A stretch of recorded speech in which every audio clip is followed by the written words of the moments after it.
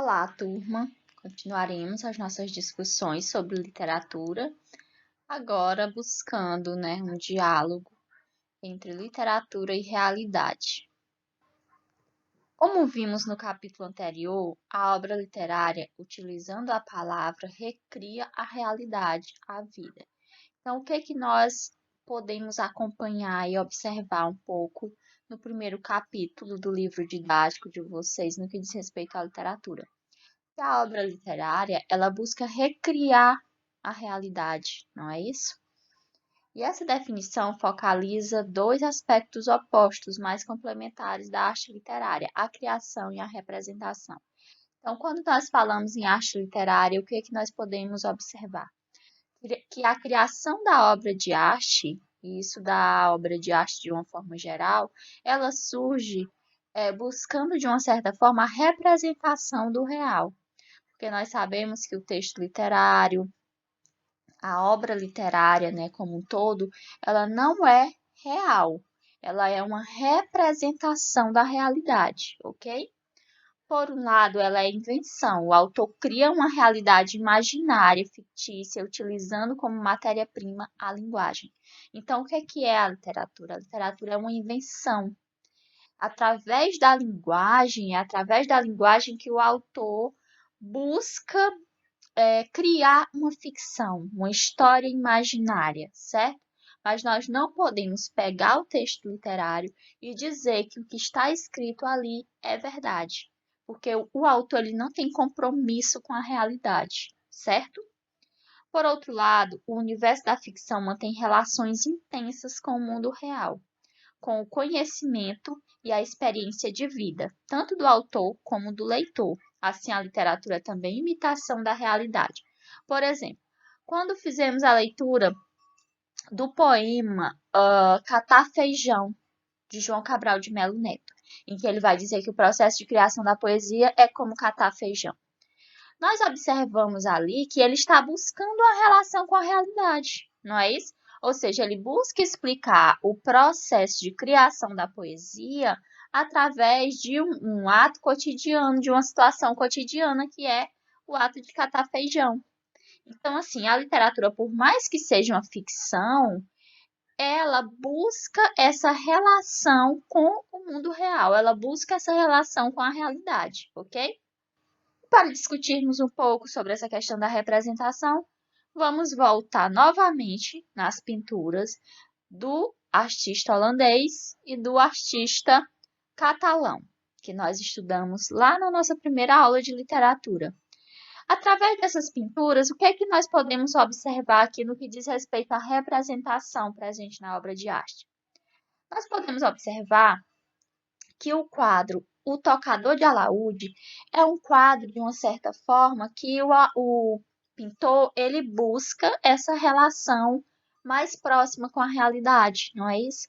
A gente observa que a imagem em si é uma imagem muito real, não é? Diferentemente do que acontece com o artista catalão Juan Miró. O que é que a gente observa no quadro de Juan Miró? Que Juan Miró ele já se distancia um pouco desse mundo real, tanto na obra Interior Holandês quanto na obra O Ouro do Azul. Ele já cria uma arte mais abstrata, ele já cria uma arte que foge mais da realidade, do mundo real, não é isso? Então a gente pode observar também isso, que nem sempre a arte, a obra de arte, ela vai estar dialogando em todos os aspectos com o mundo real. Em algumas situações ela pode dialogar mais, em outras situações ela poderá dialogar menos com esse mundo real, ok?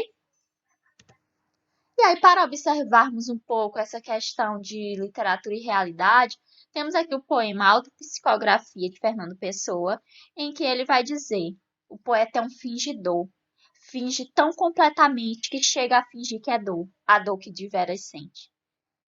E os que leem o que escreve, na dor lida sentem bem, não as duas que ele teve, mas só a que eles não têm. E assim, nas calhas de roda, gira a entreter a razão, esse comboio de corda que se chama o coração. Então, o que é colocado aqui por esse eu lírico, por essa voz que está falando no poema? ele já traz logo no primeiro verso que o poeta é um fingidor. Ou seja, o poeta, ele finge ao escrever a poesia. O que o poeta coloca ali no seu texto, na sua poesia ou no seu romance, não necessariamente é aquilo que ele está sentindo no momento. Então, o que acontece ali é uma ficção. E esse fingimento colocado pelo poeta, ele chega até o leitor. Eu não sei se vocês já chegaram a ler alguma obra que vocês, por exemplo, você lê a obra e aquela obra te emociona, você chora, ou você sente alguma coisa durante aquela leitura. Ou seja, essas reações que nós temos ao fazer a leitura de uma obra literária, né? Esse efeito que ela provoca está relacionado com o modo como esse poeta, como esse autor, ele fingiu, ou seja, como ele faz essa recriação da realidade, certo?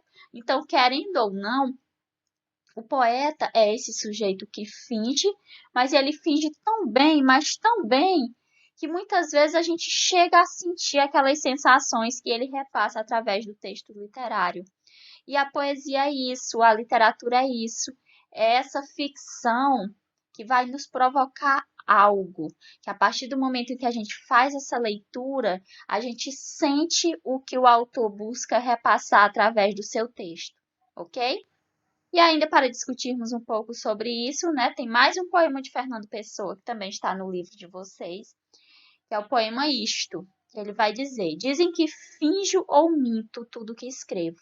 Não, eu simplesmente sinto, com a imaginação. Não uso o coração. Tudo que sonho ou passo, o que me falha ou finda, é como que um terraço sobre outra coisa ainda, essa coisa que é linda. Por isso escrevo em meio do que não está ao pé, livre do meu enleio, sério do que não é. Sentir? Sinta quem lê. Então aqui observe que o eu lírico ele já é até um pouco irônico, né, com relação ao leitor. Ou seja, quem é que precisa sentir o que eu estou escrevendo? Quem precisa sentir é quem vai ler. Eu, como autor, né, desse texto, não necessariamente eu preciso sentir o que eu estou escrevendo. Porque o Fernando Pessoa era um poeta que ele apoiava muito a questão da produção a partir da razão e não do coração. Nós ainda vamos chegar lá, né, estudar as escolas literárias, que a gente vai ver, por exemplo, que o romantismo era uma escola muito pautada na questão da emoção, do coração. E aí o Fernando Pessoa, que ele faz exatamente uma crítica a isso. Ou seja, quem precisa sentir o que eu estou escrevendo não sou eu como autor. Quem precisa sentir é o meu leitor. Então eu tenho que buscar produzir um texto em que o outro sinta, em que possa tocar o meu leitor, mas eu, como autor, não preciso estar ali sentindo todas aquelas emoções, todas aquelas coisas que eu coloco no meu texto. E aí a literatura é mais ou menos isso, né? A gente, quando vai ler um texto literário, a gente já precisa estar preparado tanto para sentir aquele texto, quanto para perceber que o que está ali não é real, o que está ali é ficcional. Independentemente de como esse texto se apresente até a nós, é uma ficção. A literatura ela não tem esse compromisso com a realidade, ok?